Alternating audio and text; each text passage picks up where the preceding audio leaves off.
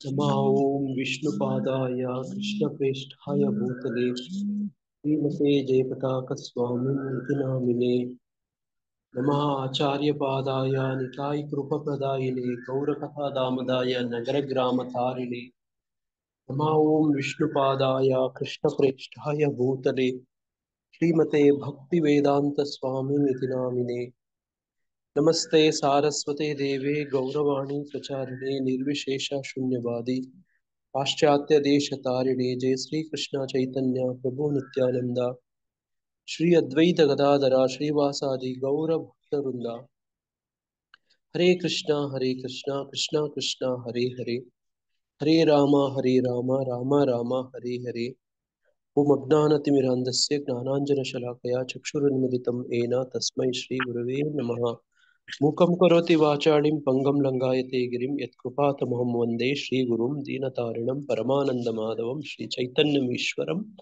ಹರಿ ಓಂ ತತ್ಸತ್. ಹರೇ ಕೃಷ್ಣ. ಎಲ್ಲರಿಗೂ ದಿನದ ಗೀತಾರ್ಥ ಸ್ವಾರಸ್ಯ ಕಾರ್ಯಕ್ರಮಕ್ಕೆ ಮತ್ತೊಮ್ಮೆ ಸುಸ್ವಾಗತ. ಈ ದಿನ ನಾವು ಭಗವದ್ಗೀತೆಯ ರೂಪದ 15ನೇ ಅಧ್ಯಾಯದ 20ನೆಯ ಶ್ಲೋಕವನ್ನು ಅಧ್ಯಯನ ಮಾಡ್ತಿದ್ದೀರಿ. ಈ ಶ್ಲೋಕದ ಅನುವಾದ ಹೀಗಿದೆ: ಪಾಪರಹಿತನಾದ ಅರ್ಜುನನೇ, ಇದು ವೇದಗಳ ಅತ್ಯಂತ ರಹಸ್ಯವಾದ ಭಾಗ.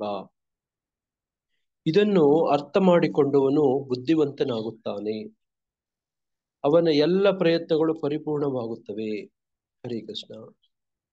ನೋಡಿ, ಇದು ಫಲಶ್ರುತಿ. ಹಿಂದಿನ 19 ಮತ್ತು 20 ಯಾವುದರ ಒಂದು ಫಲಶ್ರುತಿ?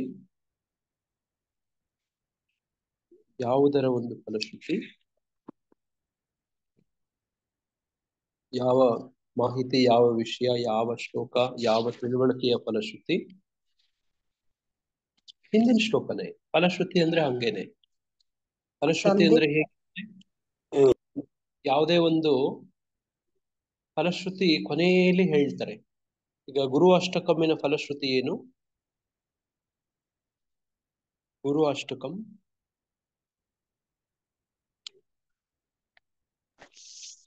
ಹರೇ ಕೃಷ್ಣ ಪ್ರಭು, ಲಾಸ್ಟ್ ಬಾರ್ ಅನ್ಸುತ್ತೆ ಪ್ರಭು ಅದು. ಹೌದು ಮಾತಾಜಿ. ಏನು ಅದರ ಫಲಶ್ರುತಿ ಏನು? ಎಸ್ ತಂದೆದು ಪ್ರಸಾದ ಭಗವತ್ ಪ್ರಸಾದ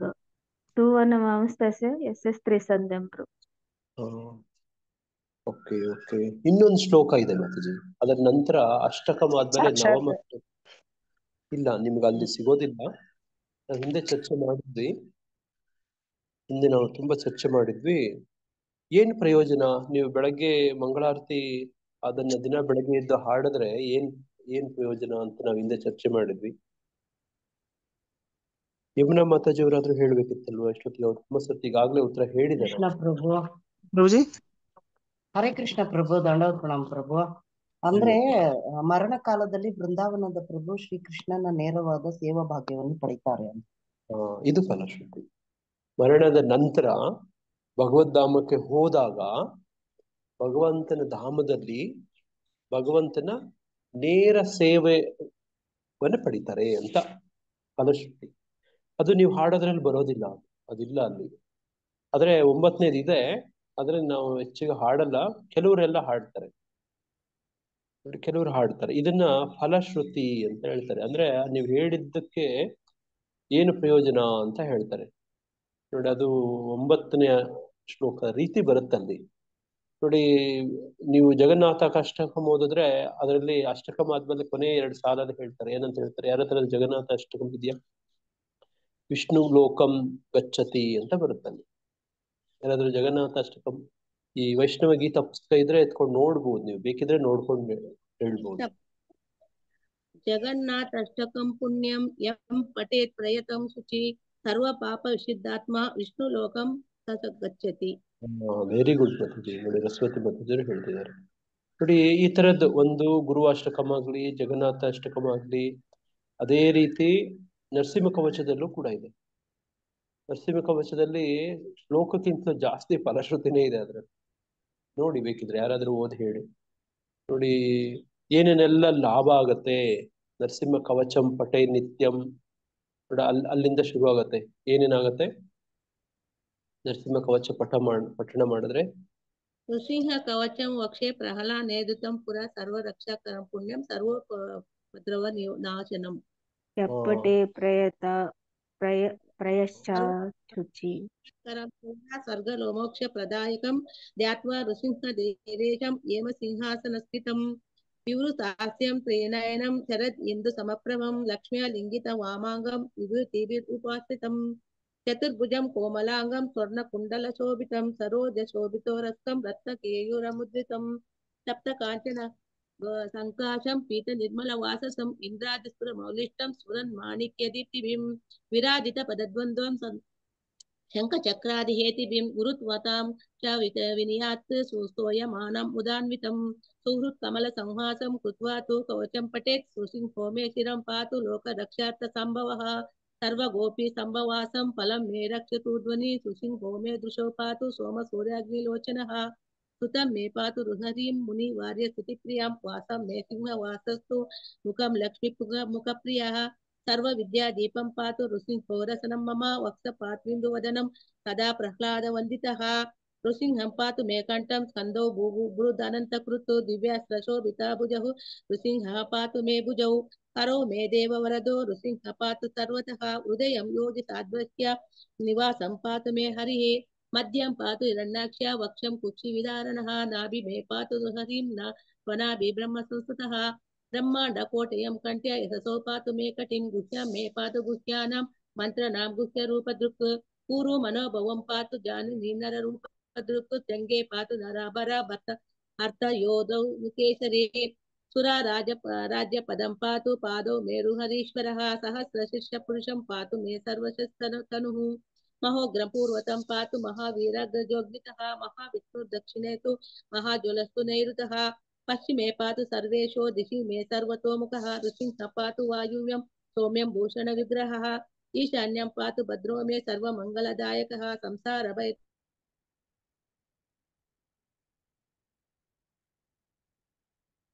नित्यं सर्वपापौ प्रमुच्यते पुत्र ಸಾಕ ಪ್ರಭು ಇನ್ನ ಇದೆ ಪ್ರಭು ಸಾಕು ಮಾತಾಜಿ.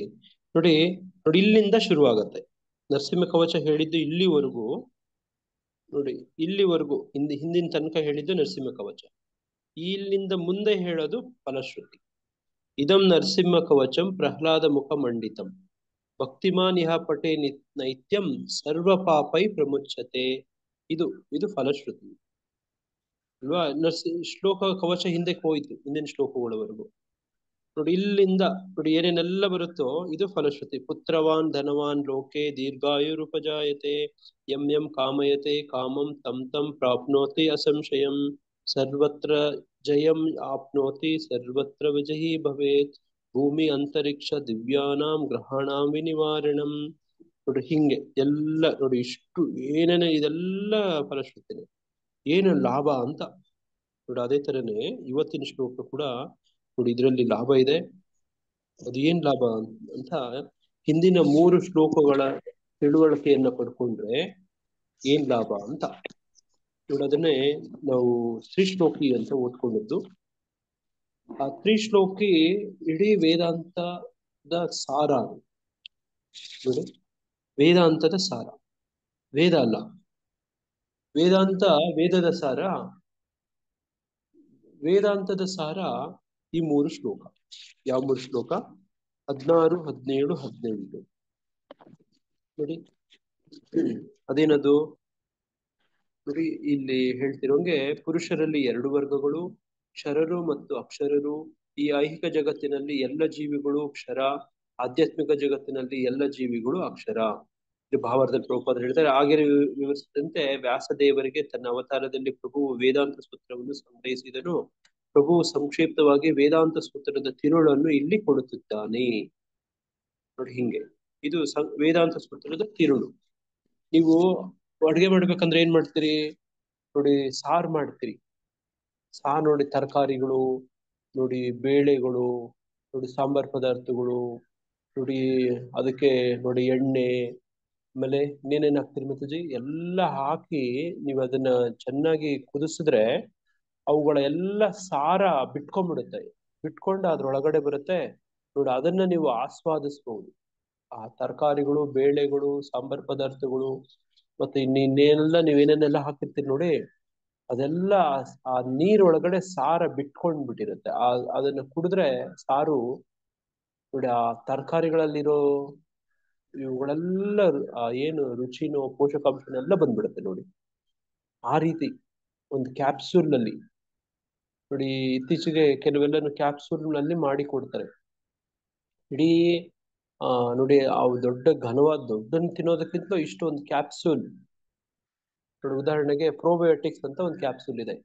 ನೀವು ಹಾಲು ಮೊಸರಲ್ಲಿ ಏನು ಒಳ್ಳೆ ಸೂಕ್ಷ್ಮಾಣು ಜೀವಿಗಳಿದೆಯೋ ಅವುಗಳನ್ನೆಲ್ಲನೂ ಒಂದೇ ಒಂದು ಟ್ಯಾಬ್ಲೆಟ್ ಕ್ಯಾಪ್ಸೂಲ್ ಒಳಗಡೆ ಹಾಕೊಡ್ತಾರೆ ನೋಡಿ. ಅದನ್ನ ತಿಂದ್ರೆ ಸಾಕು, ನಿಮ್ಗೆ ಲಕ್ಷಾಂತರ ಸಂಖ್ಯೆಯಲ್ಲಿ ಸೂಕ್ಷ್ಮಾಣು ಜೀವಿಗಳು ಹೊಟ್ಟೆಗೆ ಹೋಗ್ತವೆ ನೋಡಿ. ಹಿಂಗೆ ಒಂದು ಕ್ಯಾಪ್ಸೂಲ್ ಒಳಗಡೆ ವಿಟಮಿನ್ 12 ಬರುತ್ತೆ ಅಂತ ಹೇಳ್ತಾರೆ. ಹಾ ಹೌದು ಮತ್ತೆ ನೋಡಿ. ಹಂಗೆ ಅದೇ ತರನೇ ಇದು ಕೂಡ 3 ವೇದಗಳ ಸಾರ, ವೇದಾಂತಗಳ ಸಾರ ಈ 3 ಶ್ಲೋಕ 16, 17, 15 ನೋಡಿ. ಅದನ್ನೇ ಇಲ್ಲಿ ಹೇಳ್ತಿದ್ರೆ 17ನೇ ಶ್ಲೋಕದಲ್ಲಿ ಹೇಳ್ತಾರೆ, ಇವರಿಬ್ಬರಲ್ಲದೆ ಅತ್ಯುತ್ತಮ ಜೀವಂತ ವ್ಯಕ್ತಿಯಾದ ಪರಮಾತ್ಮನು ಸ್ವತಃ ಅವಿನಾಶಿ, ಅವನು 3 ಜಗತ್ತುಗಳನ್ನು ಪ್ರವೇಶಿಸುತ್ತಾನೆ ಮತ್ತು ಅವುಗಳನ್ನು ಪಾಲಿಸುತ್ತಿದ್ದಾನೆ. ಇದು ವಿಷಯ ತಿಳುವಳಿಕೆ ಆಯ್ತು. ಈಗ ಕೊನೆಯದು ಅದೇನದು, ನಾನು ಕ್ಷರ ಮತ್ತು ಅಕ್ಷರರಿಗೆ ಅತೀತನು ಮತ್ತು ಅತ್ಯುತ್ತಮನು, ಆದ್ದರಿಂದ ಪ್ರಪಂಚವು ವೇದಗಳು ಪುರುಷೋತ್ತಮೆಂದು ನನ್ನನ್ನು ಕೊಂಡಾಡುತ್ತವೆ. ಈ ವಿಚಾರ ನೋಡಿ. ಯಾರು ಪುರುಷೋತ್ತಮ, ಯಾಕೆ ಪುರುಷೋತ್ತಮ ನೋಡಿ. ಅಕ್ಷರರು ಇದ್ದಾರೆ, ಅಕ್ಷರರು ಇದ್ದಾರೆ, ಇವ್ರಿಗಿಂತಲೂ ಮೀರಿರೋನು ನೋಡಿ ಕೃಷ್ಣ ನೋಡಿ. ಹಂಗೆ ಈ ವಿಷಯ ಇದೆಲ್ಲ ಕೇಳಿ ತಿಳ್ಕೊಂಡು ಏನ್ ಮಾಡ್ಬೇಕು, ಯಾರು ನನ್ನನ್ನು ಸಂದೇಹವಿಲ್ಲದೆ ದೇವೋತ್ತಮ ಪರಮ ಪುರುಷನೆಂದು ತಿಳಿಯುತ್ತಾನೋ ಅವನು ಎಲ್ಲವನ್ನೂ ತಿಳಿದವನು. ಆದ್ದರಿಂದ ಆತನು ನನ್ನ ಕುರಿತು ಸಂಪೂರ್ಣ ಭಕ್ತಿ ಸೇವೆಯಲ್ಲಿ ನಿರತನಾಗ್ತಾನೆ. ತಿಳ್ಕೊಂಡವನು ಭಕ್ತಿ ಸೇವೆಯಲ್ಲಿ ನಿರತನಾಗ್ತಾನೆ. ಭಕ್ತಿ ಸೇವೆಯಲ್ಲಿ ನಿರತನಾದವನು ತಿಳ್ಕೊಳ್ತಾನೆ ನೋಡಿ. ಎರಡೂ ತರ ತಗೋಬಹುದು, ಹಿಂಗಾದ್ರೂ ತಗೊಳ್ಳಿ, ಹಂಗಾದ್ರೂ ತಗೊಳ್ಳಿ. ಯಾರಾದ್ರೂ ಹೇಳ್ತೀರಾ? ಇನ್ನೊಂದ್ಸತಿ ಉಚ್ಚಾರಣೆ ಮಾಡ್ತೀರಾ ಕೇಳಿಸ್ಕೊಂಡು? ಯಾಕಂದ್ರೆ ಇದು ಸಾರ, ಇದು ಇಷ್ಟು ತಿಳ್ಕೊಂಡ್ರಿ ಎಲ್ಲ ತಿಳ್ಕೊಂಬಿಟ್ರಿ ಅಂತ ಹೇಳ್ತೀರಾ? 2 ಅಂಶ ಏನದು? ಭಕ್ತಿ ಸೇವೆಯಲ್ಲಿ ನಿರತರಾಗ್ಬೇಕು ಅಂತ ಪ್ರಭುಜಿ. ಆ ಭಗವಂತನನ್ನು ತಿಳ್ಕೊಂಡವರು ಭಕ್ತಿ ಸೇವೆಯಲ್ಲಿ ನಿರತರಾಗ್ತಾರೆ. ನೋಡಿ, ಭಗವಂತನನ್ನ ತಿಳ್ಕೊಂಡವರು ನೋಡಿ, ಭಗವಂತನ ತಿಳ್ಕೊಂಡವರು ಭಕ್ತಿ ಸೇವೆಯಲ್ಲಿ ನಿರತರಾಗ್ತಾರೆ ನೋಡಿ. ಅಥವಾ ಭಕ್ತಿ ಸೇವೆಯಲ್ಲಿ ನಿರತರಾದವರು ಭಗವಂತನನ್ನ ಎಲ್ಲ ತಿಳ್ಕೊಂಡ್ಬಿಡ್ತಾರೆ. ಭಗವಂತನ ತಿಳ್ಕೊಂಡ್ರೆ ವೇದಾಂತಗಳನ್ನೆಲ್ಲ ತಿಳ್ಕೊಂಡಂಗೆ, ವೇದಾಂತಗಳನ್ನ ತಿಳ್ಕೊಂಡ್ರೆ ವೇದಗಳನ್ನೆಲ್ಲ ತಿಳ್ಕೊಂಡಂಗೆ ನೋಡಿ. ಇದನ್ನು ಬಿಟ್ಟು ಇನ್ನು ತಿಳ್ಕೊಳಕ್ ಇನ್ನೇನು ಇಲ್ಲ ಅಂತ, ರಹಸ್ಯವಾದದ್ದೆಲ್ಲ ಗೊತ್ತಾಗೋಯ್ತು ಅಂತ ನೋಡಿ. ಈಗ ನಮ್ಗೆ ಅನಿಸ್ತಾ ಇರುತ್ತೆ, ನಾವು ಭಗವಂತನನ್ನ ಅಷ್ಟಾಗಿ ತಿಳ್ಕೊಂಡಿಲ್ಲ, ನಾವು ವಿನಮ್ರವಾಗಿ ಭಕ್ತಿ ಸೇವೆ ಮಾಡ್ಕೊಂಡು ಹೋಗ್ತೀವಿ ಅಂತ ಅನ್ಸುತ್ತೆ ನೋಡಿ. ಇವತ್ತಿನ ಶ್ಲೋಕದಲ್ಲಿ ವೇದಗಳ ಅತ್ಯಂತ ರಹಸ್ಯವಾದ ಭಾಗ, ಅದಕ್ಕೆ ನಾನು ಮೊನ್ನೆ ಗೂಗಲ್ ಸರ್ಚ್ ಮಾಡಿ ತೋರಿಸಿದೆ. ಋಗ್ವೇದದಲ್ಲಿ ಒಂದು ಉದಾಹರಣೆ, ಋಗ್ವೇದನೇ ದೊಡ್ಡ ವೇದ. ಇಡೀ 4 ವೇದಗಳಲ್ಲೇ ಅತ್ಯಂತ ಹೆಚ್ಚು ಇರೋದು ಋಗ್ವೇದ. ಯಾವ ದೇವತೆಯನ್ನು ಹೆಚ್ಚು ಹೊಗಳ್ತಿದ್ರು? ಮೊದಲನೇದು ಯಾರು, ಎರಡನೇದು ಯಾರು?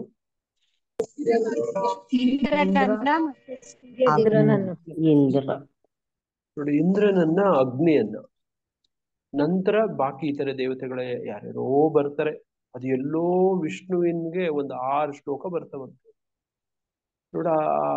ಋಗ್ವೇದದಲ್ಲಿ ನೋಡಿ ಕೆಲವೇ ಶ್ಲೋಕಗಳು ವಿಷ್ಣುವನ್ನ ಹೊಗಳುವಂಥದ್ದು ನೋಡಿ. ಹಂಗೆ ರಹಸ್ಯವಾದದ್ದನ್ನ ನೋಡಿ ಎಲ್ಲರಿಗೂ ಹೇಳುವಂಥದ್ದು, ಕೇಳುವಂಥದ್ದು, ತಿಳಿಯುವಂಥದ್ದು ಅಲ್ಲ, ಅದನ್ನ ಎಲ್ಲರೂ ಹೇಳ್ತಾರೆ. ಅದಕ್ಕೆ ಇದು ರಹಸ್ಯವಾದದ್ದು.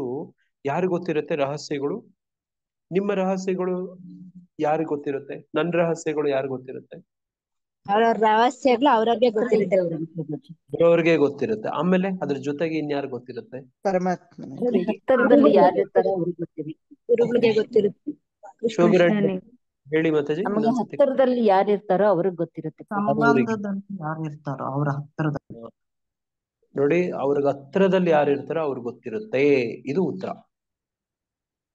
ಯಾರ್ಯಾರೆಲ್ಲ ನಿಮ್ಗೆ ತುಂಬಾ ಹತ್ತಿರವಾಗಿರೋರು ಕೆಲವರೆಲ್ಲ ಇರ್ತಾರೆ ನೋಡಿ, ಬಂಧು ಬಳಗ, ಸ್ನೇಹಿತರು, ನೆರೆಹೊರೆಯವರು ನೋಡಿ, ಯಾರ ಬಗ್ಗೆ ಆದ್ರೂ ಏನಾದ್ರೂ ತಿಳ್ಕೊಬೇಕು ಅಂತಂದ್ರೆ ನಾವ್ ಏನ್ ಮಾಡ್ತೀರಿ? ಗೂಗಲ್ ಸರ್ಚ್ ಮಾಡ್ತೀರಾ? ಅವ್ರ ಬಗ್ಗೆ ನಾವು ಅವ್ರ ಹತ್ರ ತಿಳ್ಕೊಳ್ತೀವಿ. ಯಾರು ನಿಕಟ ಸಂಬಂಧ ಹೊಂದಿರ್ತಾರೋ ಅವ್ರ ಕೇಳ್ಕೊಳ್ತೀವಿ. ಹೋಗಿ ಅವ್ರ ಹತ್ರ ವಿಚಾರಣೆ ಮಾಡ್ತೀನಿ. ಅವ್ರ ಹೆಂಗೆ, ಅವ್ರು ಹೇಗೆ, ನೋಡಿ ಈ ತರ ವಿಚಾರ ಎಲ್ಲ ಕೇಳ್ತೀರಿ. ಅವಾಗ ಅವ್ರು ಹೇಳ್ತಾರೆ ಅವ್ರು ಎಷ್ಟು ಆತ್ಮೀಯರೋ ಅವ್ರ ಹತ್ರ. ನೋಡಿ ಯಾವ್ದಾದ್ರು ವಿಶೇಷವಾಗಿ ಸಂಬಂಧ ಹೆಣ್ಣು ಕೊಡ್ಬೇಕು, ಹೆಣ್ಣು ತರಬೇಕು, ಈ ತರ ಸಂಬಂಧಗಳನ್ನು ನೋಡ್ತಿದ್ದೀರಿ, ನಿಮ್ ಮಗಳ ಯಾರಿಗೋ ಮದ್ವೆ ಮಾಡ್ಕೊಡ್ತೀರಿ, ಅಥವಾ ನಿಮ್ ಮಗನ್ಗೆ ನೋಡಿ ಒಂದ್ ಮನೆಯಿಂದ ಹೆಣ್ಣು ತರ್ತೀರಿ, ಅವ್ರ ಬಗ್ಗೆ ವಿಚಾರಿಸ್ಕೊಂತೀರಿ. ಯಾರ ಹತ್ರ? ಅವ್ರ ಸಂಬಂಧಿಸಿದವ್ರ ಹತ್ರ, ಸಂಬಂಧಿಕರ ಹತ್ರ. ಸಂಬಂಧಿಕರು, ನೆರೆಹೊರೆಯವರು. ನೋಡಿ ಹಿಂಗೆ ಅವ್ರು ಹೇಳಿದ್ರೆ ನಮಗೆ ಸ್ವಲ್ಪ ಅಧಿಕೃತ ಅನ್ಸುತ್ತೆ, ಇಲ್ಲದೆ ಇದ್ರೆ ಗೊತ್ತಾಗೋದಿಲ್ಲ. ನೋಡಿ ಭಗವಂತನ ವಿಷಯ ಅಂತೂ ನೋಡಿ ಅಷ್ಟು ಸುಲಭವಾಗಿ ತಿಳ್ಕೊಳ್ಳುವಂಥದ್ದಲ್ಲ. ಯಾರಿಗೆ ನೋಡಿ ಆ ಬಲರಾಮ ನೋಡಿ ಕೃಷ್ಣನ ಮೊದಲನೇ ವಿಸ್ತರಣೆ ಆತನಿಗೂ ಕೂಡ ಪೂರ್ತಿಯಾಗಿ ಅರ್ಥ ಆಗಿಲ್ಲ. ಇನ್ನು ಬೇರೆಯವ್ರ ಕಥೆ ಏನು, ಆದಿಗುರು ಮೊದಲನೇ ವಿಸ್ತರಣೆ ನೋಡಿ ಆತನು ಕೂಡ ವಾಸುದೇವನೇ. ಬಲರಾಮ ಕೂಡ ವಸುದೇವನ ಮಗ. ನೋಡಿ ಆತನು ಕೂಡ ದೇವೋತ್ತಮ ಪರಮ ಪುರುಷನೇ. ನೋಡಿ ಅವರಿಬ್ಬರಲ್ಲಿ ಭಿನ್ನಾಭಿಪ್ರಾಯ ಬರುತ್ತೆ. ಹೌದಾ? ಕೃಷ್ಣ ಬಲರಾಮಲ್ಲಿ ಭಿನ್ನಾಭಿಪ್ರಾಯಗಳಿದಾವ? ಅವ್ರು ಹೇಳಿದ ಆತನ ವಿಚಾರದಲ್ಲಿ, ಈತನ ವಿಚಾರದಲ್ಲಿ ಬರೀ 3 ವಿಷಯದಲ್ಲಿ, ಅವ್ರ ಕಲ್ಲರಲ್ಲಿ ಮತ್ತೆ ಅವರ ಇದೆ ಆಯುಧಗಳಲ್ಲಿ. ಪ್ರಭುಜಿ. ನೋಡಿ ಇದಾವೆ ಎಷ್ಟೊಂದು ವಿಷಯಗಳಲ್ಲಿ ಅವರಿಬ್ಬರು ಭಿನ್ನಾಭಿಪ್ರಾಯಗಳು. ನೋಡಿ ಸುಭದ್ರೆಯನ್ನು ಯಾರು ಮದುವೆ ಮಾಡ್ಕೊಡ್ಬೇಕು, ನೋಡಿ ಈ ಕುರುಕ್ಷೇತ್ರ ಯುದ್ಧದಲ್ಲಿ ಯಾರು ಯಾರಿಗೆ ಸಪೋರ್ಟ್ ಮಾಡ್ಬೇಕು, ನೋಡಿ ಗದಾಯುದ್ಧ ಭೀಮ ಮತ್ತೆ ನೋಡಿ ದುರ್ಯೋಧನ ಗದಾಯುದ್ಧದಲ್ಲಿ ನೋಡಿ ಈ ತರದ್ದು ಹಲವಾರು ವಿಷಯಗಳಲ್ಲಿ ಭಿನ್ನಾಭಿಪ್ರಾಯ. ನೋಡಿ ಹಿಂಗೆ ಹಂಗೆ ಇನ್ನು ನಮ್ಮ ವಿಚಾರ ಏನು, ನಮ್ಮಂತವ್ರ ಗತಿ ಏನು? ನೋಡಿ ನಾನೊಂದು ಗಮನಿಸಿದೀನಿ, ಯಾವುದೇ ಒಂದು ವಿಷಯವನ್ನ ಅಥವಾ ವ್ಯಕ್ತಿಯನ್ನ ಹೆಚ್ಚು ಸಮಯ, ಹೆಚ್ಚು ಗಾಢವಾಗಿ, ಹೆಚ್ಚು ನೋಡಿ ನಿಕಟವಾಗಿ ನೀವೇನಾದ್ರೂ ಸಮಯ ಕೊಡ್ತಾ ಹೋದ್ರೆ ಆ ವಿಷಯಗಳೆಲ್ಲ ತಿಳಿಯುತ್ತೆ. ನೋಡಿ ಯಾರಾದ್ರೂ ಏನಾದ್ರೂ ತಗೊಳ್ಳಿ, ಈಗ ನನ್ ಬಗ್ಗೆ ಅಥವಾ ನಿಮ್ ಬಗ್ಗೆ ನನಗೆ ಹಿಂದೆ ಏನು ಗೊತ್ತಿರ್ಲಿಲ್ಲ.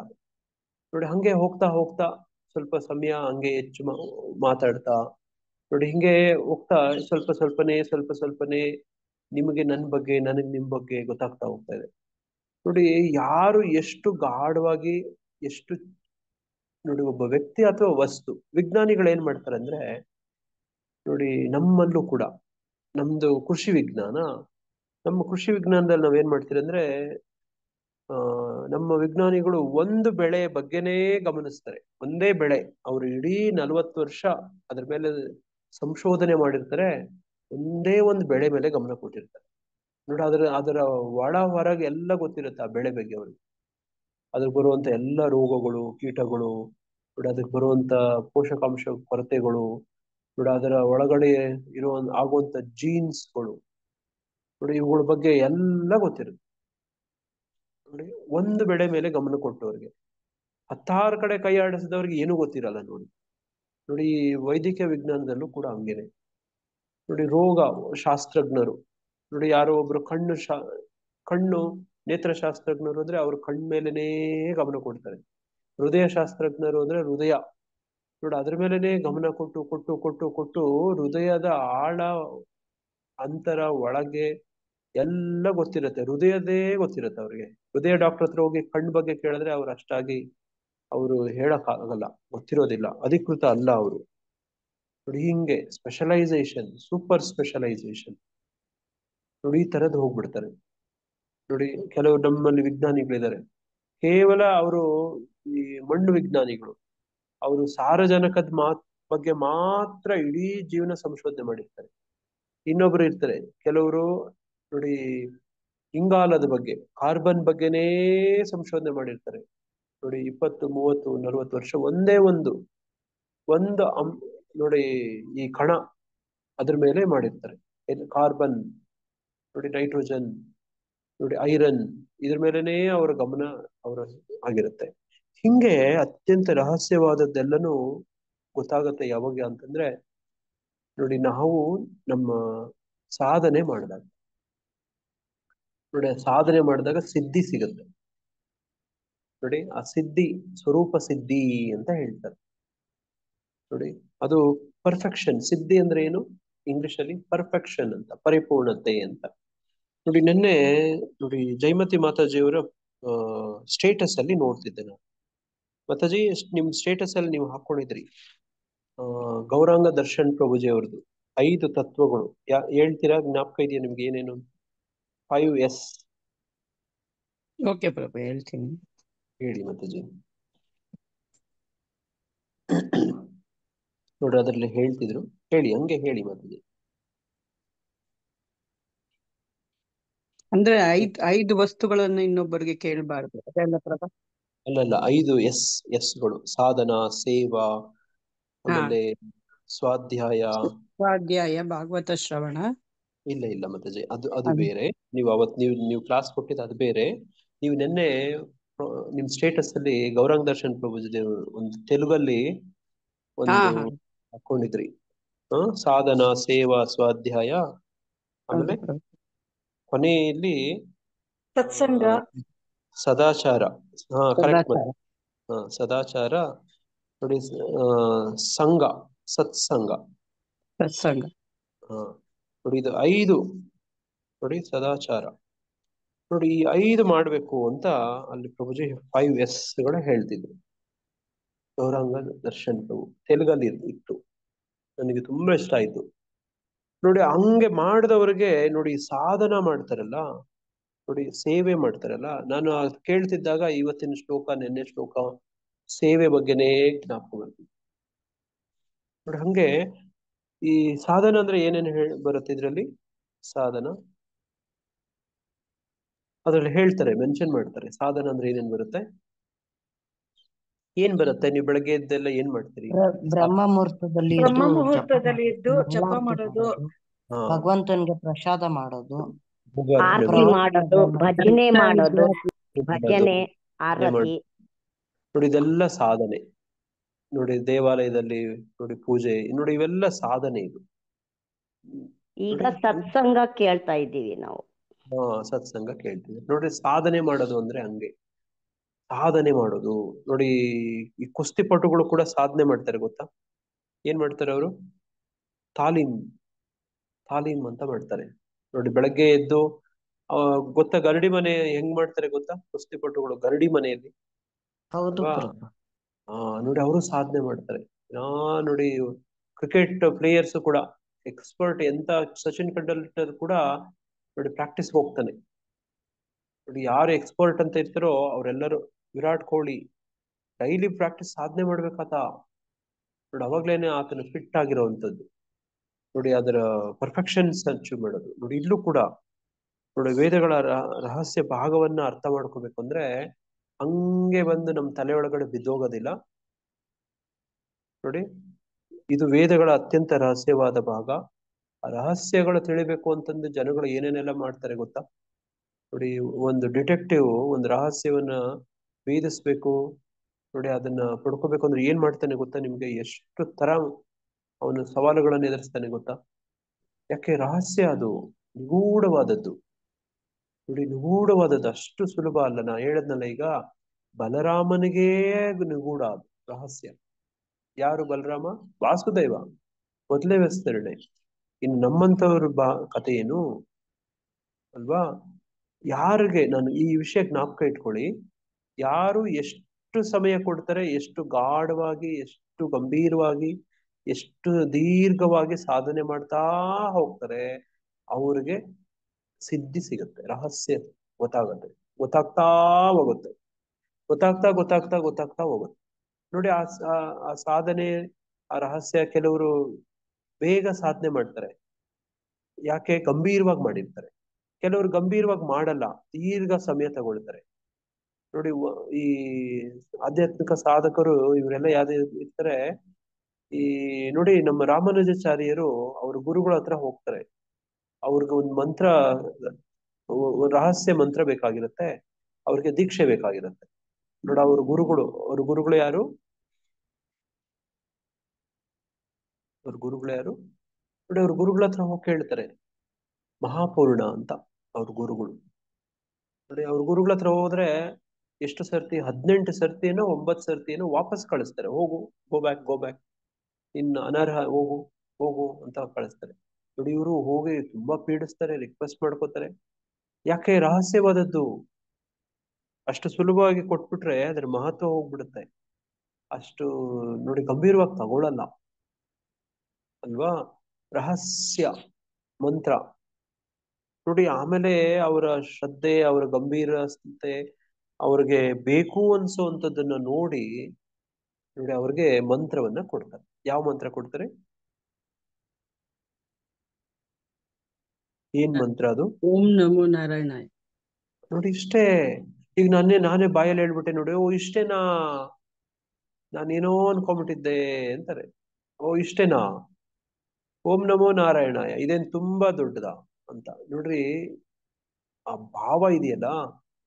ನೋಡಿ ಅವ್ರಿಗೆ ಇದನ್ನ ತಗೊಂಡು ರಾಮಾಚಾರ್ಯರು ಏನ್ ಮಾಡ್ತಾರೆ, ಈ ರಹಸ್ಯವಾಗಿ ಕೊಟ್ಟಂತ ಮಂತ್ರವನ್ನ ಏನ್ ಮಾಡ್ತಾರೆ ಅವರು? ಅವ್ರ ಅವರೇ ಗೋಪುರದ ಮೇಲೆ ಎಲ್ಲಾರ್ಗೂ ನಿಂತು ಹೇಳ್ಕೊಡ್ತಾರೆ ಎಲ್ಲಾರ್ಗೂ ಜೋರಾಗಿ ಹೇಳ್ತಾರೆ. ಆದ್ರೆ ಅವ್ರ ಅವ್ರನ್ನೇನ್ ಗುರುಗಳು ಯಾರಿಗೂ ಹೇಳ್ಬೇಡ ಅಂತ ಅಂತ ಹೇಳ್ತಾರೆ. ಹೇಳ್ತಾರೆ, ಇವ್ರು ಎಲ್ಲಾರ್ಗುನು ಹೇಳ್ತಾರೆ ಪ್ರಭುಜಿ. ನೋಡಿ ಗೋಪುರದ ಮೇಲೆ ಹತ್ತಿ ಆ ಊರ್ನವ್ರನ್ನೆಲ್ಲ ಕರೆದು ನೋಡಿ ಹೇಳ್ತಾರೆ. ಇದು ರಹಸ್ಯವಾದದ್ದು, ರಹಸ್ಯವಾದ ಭಾಗ. ನೋಡಿ ವೇದಗಳ ಅತ್ಯಂತ ರಹಸ್ಯವಾದ ಭಾಗ ಓಂ ನಮೋ ನಾರಾಯಣಾಯ. ನೋಡಿ ಹೇಳ್ಬಾರ್ದಿತ್ತು, ಗುರುಗಳೇ ಹೇಳಿ ಎಚ್ಚರಿಕೆ ಕೊಟ್ಟಿದ್ದಾರೆ, ಇವ್ರು ಹೇಳ್ತಿದ್ದಾರೆ. ನೋಡಿ ಇದಕ್ಕೆ ವಿವರಣೆ ಕೇಳ್ತಾರೆ. ನೋಡಿ ವಿವರಣೆ ಏನಂತ ಹೇಳ್ತಾರೆ ಅವರು? ನಾನೊಬ್ಬನ ನರಕಕ್ಕೆ ಹೋದ್ರು ಪರವಾಗಿಲ್ಲ, ಇಷ್ಟೊಂದ್ ಜನ ಭಗವಂತನ ಧಾಮಕ್ಕೆ ಹೋಗ್ತಾರಲ್ಲ ಅಷ್ಟೇ ಸಾಕು ಅಂತ. ನೋಡಿ ಭಕ್ತರು, ಆಚಾರ್ಯರು, ಗುರುಗಳು, ನೋಡಿ ಉನ್ನತ ಜೀವಿಗಳು, ನೋಡಿ ಅವ್ರು ಹಿಂಗಿರ್ತಾರೆ. ನೋಡಿ ಈ ತರ ಇರ್ತಾರೆ. ಭಗವಂತನ ರಹಸ್ಯಗಳನ್ನೆಲ್ಲ ತಿಳ್ಕೊಂಡ್ಬಿಡ್ತಾರೆ. ನೋಡಿ ಎಲ್ಲರಿಗೂ ಕೊಡಕ್ಕೆ ಪ್ರಯತ್ನ ಮಾಡ್ತಾರೆ, ಎಲ್ಲರಿಗೂ ಹಂಚಕ್ಕೆ. ನೋಡಿ ರಹಸ್ಯಗಳನ್ನ ಕಂಡ್ಕೊಂಡ್ಬಿಡ್ತಾರೆ, ಎಲ್ಲರಿಗೂ ಸೀಕ್ರೆಟ್ಸ್ ಎಲ್ಲ ಹೇಳಕ್ ಹೋಗ್ತಾರೆ. ಅವ್ರಿಗೆ ಇದರಿಂದ ಏನಾದ್ರು ಆಪತ್ತಾಗತ್ತಾ ಅಂದ್ರೆ ಆಗತ್ತೆ, ಪರವಾಗಿಲ್ವಾ ಅಂದ್ರೆ ಅವ್ರು ಹೇಳ್ತಾರೆ ಪರವಾಗಿಲ್ಲ ನಮಗಿದು ಅಂತಾರೆ. ನೋಡಿ ಈ ತರ ಸಮಸ್ಯೆ, ನೋಡಿ ಈ ತರ ವಿಷಯ. ನೋಡಿ ಅದನ್ನೇ ನೋಡಿ ಎಷ್ಟೋ ಸಾಧನೆ ಮಾಡಿ ಪಡಿಬೇಕು. ನಾವ್ ಹಿಂದೆ ಚರ್ಚೆ ಮಾಡ್ತಿದ್ವಿ, ಸಾಧನ ಸಿದ್ಧರು, ಕೃಪಾ ಸಿದ್ಧರು, ನಿತ್ಯ ಸಿದ್ಧರು. ಜ್ಞಾಪಕ ಇದೆಯಾ? ಕೃಪಾ ಸಿದ್ಧರು ನೋಡಿ ಕೃಪೆಯಿಂದ ನೋಡಿ ಆ ಪರ್ಫೆಕ್ಷನ್ ಅಚೀವ್ ಮಾಡ್ತಾರೆ, ಸಾಧನ. ನೋಡಿ ಈ ಸಾಧನ, ಸೇವೆ ನೋಡಿ ಇವೆಲ್ಲ ಒಟ್ಟೊಟ್ಟಿಗೆ ಹೋಗೋದು, ಯಾವುದು ಬಿಡಕ್ಕಾಗಲ್ಲ ಇದರಲ್ಲಿ. ನೋಡಿ ಇಲ್ಲಿರುವಂತದ್ದು ಯಾವುದು ಬಿಡಕ್ಕಾಗಲ್ಲ. ನೋಡಿ ನೋಡಿ ಹಂಗಿರುತ್ತೆ. ಸಾಧನೆ ಜೊತೆಗೆ ಸೇವೆ ಬರುತ್ತೆ, ಸೇವೆ ಜೊತೆಗೆ ಸ್ವಾಧ್ಯಾಯ ಇರುತ್ತೆ. ನೋಡಿ ಸ್ವಾಧ್ಯಾಯ ಜೊತೆ ಸಂಘದಲ್ಲೇ ನೋಡಿ ಸೇವೆ ಮಾಡ್ಬೇಕಂದ್ರೆ ನೆನ್ನೆ ನಾವು ಚರ್ಚೆ ಮಾಡ್ತಿದ್ವಿ. ಯಾರಿಗ ಹೋಗಿ ಮಾಡ್ತೀರಿ? ನಿಮ್ ಮನೇಲಿ ಕುತ್ಕೊಂಡು ನೀವೇ ಸೇವೆ ಮಾಡ್ಕೊಂತೀರಾ? ನಿಮ್ಮ ಹೊಟ್ಟೆ ನೀವೇ ಸೇವೆನಾ? ಹೊಟ್ಟೆ ಸೇವೆ ಮಾಡ್ಕೊಂತೀರಾ? ನಿಮಗ್ ಸೇವೆ ನೀವೇ ಮಾಡ್ಕೊಳ್ಳೋದೇ ಸೇವೆನಾ? ಇಲ್ಲ, ಬೇರೆಯವ್ರಿಗೂನು ಮಾಡ್ತೀವಲ್ಲ ಪ್ರಭು. ಹೌದು, ದೇವಸ್ಥಾನಕ್ಕೆ ಹೋಗ್ಬೇಕು, ಭಕ್ತರ ಸಂಘಕ್ಕೆ ಬರ್ಬೇಕು, ಭಗವಂತನ ಶ್ರೀ ವಿಗ್ರಹಗೆ ಸೇವೆ ಮಾಡ್ಬೇಕು. ಪ್ರತ್ಯಕ್ಷ ಕೃಷ್ಣ ಸಿಗ್ತಾನೆ ನಮ್ಗೆ ಸೇವೆ ಮಾಡಕ್ಕೆ? ಕಷ್ಟ, ಸಿಗೋದಿಲ್ಲ. ಭಕ್ತರು ಸಿಗ್ತಾರೆ. ನೋಡಿ ಭಗವಂತನ ಶ್ರೀ ವಿಗ್ರಹ ಸಿಗುತ್ತೆ. ನೋಡಿ ಭಗವಂತನ ಶ್ರೀ ವಿಗ್ರಹ ಸೇವಾ, ನೋಡಿ ಭಕ್ತರ ಸೇವಾ ಸಿಗುತ್ತೆ, ಮಾಡ್ಬೋದು.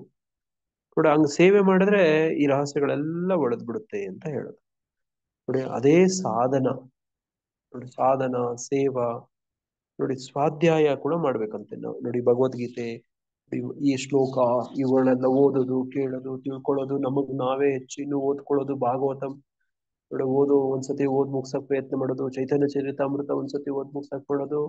ಪ್ರಭುಪಾದರ ಲೀಲಾಮೃತ ಒಂದ್ಸತಿ ಓದ್ ಮುಗ್ಸಕ್ ಪ್ರಯತ್ನ ಮಾಡೋದು. ನೋಡಿ ಹಂಗೆ ಪ್ರಭುಪಾದರ ಪುಸ್ತಕಗಳೆಲ್ಲವನ್ನ ಒಂದ್ಸತಿ ಓದ್ ಮುಗ್ಸಕ್ ಪ್ರಯತ್ನ ಮಾಡೋದು. ನೋಡಿ ಇದನ್ನ ಸ್ವಾಧ್ಯಾಯ ಅಂತ ಹೇಳ್ತಾರೆ.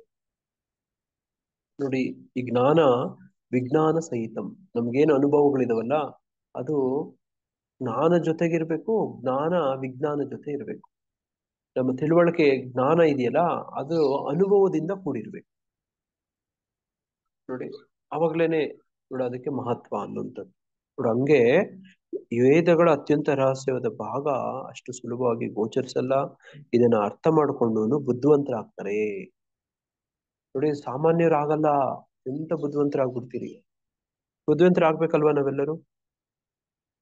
ಆಗ್ಬೇಕು. ಹೌದು ನೋಡಿ ಪ್ರಭುಜಿ. ಹೌದು ಪ್ರಭು. ಹಂಚ್ಕೊಳ್ವಾ ಸಂಘದಲ್ಲಿ ಬೇರೆಯವರಿಗೂ ಕೂಡ ಹಂಚ್ಕೊಳ್ಳುವಂತ ಪ್ರಯತ್ನ ಮಾಡ್ಬೇಕು. ನೋಡಿ ಇಂಗ್ಲಿಷ್ ಅಲ್ಲಿ ಹೇಳ್ತಾರೆ ಶೇರಿಂಗ್ ಇಸ್ ಕೇರಿಂಗ್ ಅಂತ. ನೋಡಿ ನೋಡಿ ಒಂದು ಅನ್ನ ಅಗಳ ಕಂಡರೆ ಕಾಗೆ ಕರಿಯದೆ ತನ್ನ ಬಳಗವ. ನೋಡಿ ಕುಕ್ಕುಟ ಕೋಳಿ ಕೂಡ ಹಂಗೇನೆ, ಒಂದು ಅಗಳು ಕಂಡ್ರೆ ಅದೇನ್ ಮಾಡುತ್ತೆ, ಕೊಟ್ಟು ಅಂತ ಎಲ್ಲಾನು ಕರೆದು ಬಿಡುತ್ತೆ ನೋಡಿ ಅವ್ರ ಬಳಗನೆಲ್ಲ. ನೋಡಿ ಶೇರಿಂಗ್ ಇಸ್ ಕೇರಿಂಗ್ ಅಂತ. ನೋಡಿ ಹಂಗೆ ಇದನ್ನು ಅರ್ಥ ಮಾಡಿಕೊಂಡು ಬುದ್ಧಿವಂತನಾಗ್ತಾನೆ. ಅವನು ಎಲ್ಲ ಪ್ರಯತ್ನಗಳು ಪರಿಪೂರ್ಣವಾಗ್ತವೆ. ಅವನು ಏನ್ ಮಾಡ್ತಾನೋ ನೋಡಿ ಅದಾಗತ್ತೆ ನೋಡಿ. ಅವನು ಮಾತು ಕೊಟ್ರೆ ಅದು ಹಂಗೆ ಆಗತ್ತೆ ನೋಡಿ. ನೋಡಿ ನೋಡಿ ಹಂಗೆ ನಮ್ಮೂರುಗಳಲ್ಲಿ ನೋಡಿ ಐನೂರುಗಳ ಸ್ವಾಮಿಗಳ ಹತ್ರ ಹೋಗಿ ಕೇಳ್ತಾರೆ. ಅವ್ರು ಹೇಳ್ತಾರೆ ಸ್ವಾಮಿ ಇದಾಗತ್ತಾ ಅಂತ ಕೇಳಿದ್ರೆ ಇದಾಗತ್ತೆ ಹೋಗಪ್ಪ ಅಂತಾರೆ ಅವ್ರು. ನೋಡಿ ದೇವಸ್ಥಾನ ಪೂಜಾರಿಗಳೆಲ್ಲ ಇರ್ತಾರಲ್ಲ ನೋಡಿ, ಅಮ್ಮನವ್ರ ದೇವಸ್ಥಾನ ನೋಡಿ ಈ ತರದೆಲ್ಲ ಹೋಗಿ ಕೇಳ್ತಾರೆ. ನಮ್ಮ ಮನೆಯಲ್ಲಿ ಏನೇ ಒಂದ್ ಮಾಡ್ಬೇಕು ಅಂತಂದ್ರೆ ಮೊದ್ಲು ದೇವಸ್ಥಾನ ಪೂಜಾರಿಗಳ ಹತ್ರ ನೋಡಿ 500 ಹತ್ರ ಹೋಗಿ ಕೇಳೋದು. ಅವರು ದೇವ್ರ ಮುಂದೆ ನಿಂತ್ಕೊಂಡು ಹೇಳ್ತಾರೆ, ನಾ ಹೇಳ್ತಿದ್ದೀನಿ ಇದಾಗತ್ತೆ ಹೋಗು ಅಂತಾರೆ ಅವ್ರು. ನೋಡಿ ಅದು ದೇವರೇ ಹೇಳ್ದಂಗೆ ಇರುತ್ತೆ ನಮಗೆ. ನೋಡಿ ಹಂಗೆ ಅವರ ಎಲ್ಲ ಪ್ರಯತ್ನಗಳು ಪರಿಪೂರ್ಣ ಆಗತ್ತೆ ಅನ್ನೋದು ವಿಚಾರ. ನೋಡಿ ಎಲ್ಲ ಪ್ರಯತ್ನಗಳು ಅಂದ್ರೆ ಯಾವ್ಯಾವ್ದು ನೋಡಿ, ಹಿಂಗೆ ಒಳ್ಳೆ ಪ್ರಯತ್ನಗಳು ನೋಡಿ, ನೀವು ಏನ್ ಒಳ್ಳೇದು ಅಂತ ಬಯಸ್ತೀರೋ ಅದೆಲ್ಲ. ಹರೇ ಕೃಷ್ಣ. ನಮ್ಗೆ ಈಗ ಒಂದು ಮೀಟಿಂಗ್ ಇದೆ, ನಾನು ಈ ತಕ್ಷಣ ನಿರ್ಗಮಿಸ್ಬೇಕಾಗಿದೆ. ನೋಡಿ ಇಲ್ಲಿಗೆ ಶ್ಲೋಕ ಈ ತರದಿದೆ. ಇದು ನಾವು ಓದ್ತಿದೀವಲ್ವಾ, ಇದು ವೇದಗಳ ಅತ್ಯಂತ ರಹಸ್ಯವಾದಂತ ಭಾಗವನ್ನ ನಾವು ಅಧ್ಯಯನ ಮಾಡ್ತೀವಿ. ಇದು ನಮ್ಗೆ ಅದು ಫೀಲ್ ಆಗ್ಬೇಕು. ನೋಡಿ ಭಾವಾರ್ಥವನ್ನ ಈಗ ಮಾತಾಜಿಯವರು ಈಗಾಗಲೇ ಓದಿದರೆ ನೋಡಿ, ಇಲ್ಲ ಅನಗಾನ ಪದವನ್ನು ಬಳಸಿದರೆ ಯಾರು ಪಾಪಗಳಿಂದ ಪೂರಿಸ್ತಾ ಇರ್ತಾರಲ್ವಾ ಅವರು ಕೃಷ್ಣನ ಅರ್ಥ ಆಗಲ್ಲ ಅವ್ರಿಗೆ. ನೋಡಿ ಯಾರಿಗೆ ಎಷ್ಟು ಶುದ್ಧ ಎಷ್ಟು ತೀವ್ರವಾಗಿ ನೋಡಿ ಅವ್ರಿಗೆ ಭಾವ ಇರುತ್ತೋ, ಭಾವನೆ ಒಂದು ಪಾಪಗಳಿಂದ ವಿಮುಕ್ತರಾಗಿರ್ತಾರೋ ನೋಡಿ ಅದಕ್ಕೆ ಅನರ್ಥ ನಿವೃತ್ತಿ ಅಂತ ಹೇಳೋದು, 4 ನಿಯಮಗಳನ್ನ ಅನುಸರಿಸೋದು. ನೋಡಿ 2 ಜೊತೆಗೆ ಹೋಗಕ್ ಆಗೋದಿಲ್ಲ. ನೋಡಿ ನೋಡಿ ನಿಮ್ ಕೈಯೇ ಕಚಡ ಕೈ ಇದ್ರೆ ಅದ್ರ ಕೈಯಲ್ಲಿ ಪ್ರಸಾದ ಕೈಗಿಟ್ರೆ ಈಸ್ಕೊಳಕ್ ರಿಸೀವ್ ಮಾಡ್ಕೊಳಕ್ ಆಗತ್ತ? ಕೈ ತುಂಬಾ ಹೊಲಸಾಗಿ ಇಲ್ಲ ಪ್ರಭುಜಿ. ಬಾಲಾಜಿ ಲಡ್ಡು ಪ್ರಸಾದಂ ನೋಡಿ, ಜಗನ್ನಾಥಪುರಿ ನೋಡಿ ಕಾಜು ಪ್ರಸಾದಂ ತಂದು ಕೈಯಲ್ಲಿ ಇಡಕ್ ಬರ್ತಾರೆ, ಕೈಯಲ್ಲಿ ರಿಸೀವ್ ಮಾಡ್ಕೋಬೋದಾ? ಆಗೋದಿಲ್ಲ, ಆಗಲ್ಲ ಪ್ರಭುಜಿ. ಆಗೋದೇ ಇಲ್ಲ. ಇದೇ ಅನಗ ಅಂದ್ರೆ. ಹರೇ ಕೃಷ್ಣ. ನನಗೆ ಈಗ ಸಮಯ ಆಗ್ತಾ ಇದೆ, ನಾನು ಇಲ್ಲಿ ವಿರಾಮ ಕೊಡ್ತೀನಿ. ಏನಾದ್ರು ಇದ್ರೆ ನಾಳೆ ಚರ್ಚೆ ಮಾಡ್ಬೋದು. ಏನಾದ್ರು ವಿಶೇಷ ದಿನಗಳಿದಾವೆ? ಹರೇ ಕೃಷ್ಣ. ಇಲ್ಲಿಗೆ ಇವತ್ತಿನ ನೋಡಿ 20ನೇ ಶ್ಲೋಕ ಇಲ್ಲಿ ಮುಕ್ತಾಯ ಆಗುತ್ತೆ. ಪಂಚಾಕಲ್ಪತರುಭ್ಯಶ್ಚ ಕೃಪಾ ಸಿಂಧುಭ್ಯೇವ ಚ ಪತಿತಾನಾಂ ಪಾವನೇಭ್ಯೋ ವೈಷ್ಣವೇಭ್ಯೋ ನಮೋ ನಮಃ. ಅನಂತ ಕೋಟಿ ವೈಷ್ಣವ ವೃಂದ ಕಿ ಜೈ, ಶ್ರೀಲ ಪ್ರಭುಪಾದ ಕಿ ಜೈ, ಸಮವೇತ ಭಕ್ತ ವೃಂದ ಕಿ ಜೈ. ಹರೇ ಕೃಷ್ಣ ಕೃಷ್ಣ ಕೃಷ್ಣ ಹರೇ ಹರೇ, ಹರೇ ರಾಮ ರಾಮ ರಾಮ ಹರೇ ಹರೇ ಕೃಷ್ಣ. ಎಲ್ಲರಿಗೂ ದಂಡ ಪ್ರಣಾಮಗಳು, ಧನ್ಯವಾದಗಳು. ಹರೇ ಕೃಷ್ಣ ಹರೇ ಕೃಷ್ಣ ಪ್ರಭುಜಿ, ದಂಡವತ್ ಪ್ರಣಾಮ್. ಹರೇ ಕೃಷ್ಣ ಪ್ರಭುಜಿ ದಂಡವತ್. ಹರೇ ಕೃಷ್ಣ.